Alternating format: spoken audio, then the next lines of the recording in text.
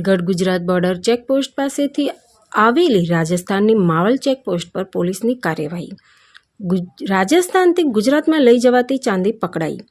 રાજસ્થાનથી Innova ગાડીમાં ગુજરાતના રાજકોટમાં લઈ જવાતી ચાંદી માવલ ચેકપોસ્ટ પર પોલીસે પકડી પાડી છે। ગાડીના સીટ નીચે ચોરખાનું બનાવીને લઈ જવાતી હતી ચાંદી। 52.853 કિલો ચાંદી સહિત આભૂષણો અને રૂપિયા 3,50,000 રોકડ પકડાયા।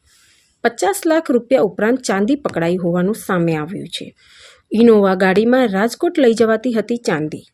ચાંદીના બિસ્કિટ સહિત આભૂષણોના જરૂર દસ્તાવેજો ન મળતા પોલીસે કર્યું જપ્ત। ચાંદીના બિસ્કિટ આભૂષણો ઇનોવા ગાડી રોકડ રકમ સહિત 2 આરોપીઓની પોલીસે કરી અટકાયત। રાજસ્થાનની માવલ ચેકપોસ્ટ પર રાજસ્થાન પોલીસે કાર્યવાહી હાથ ધરી છે।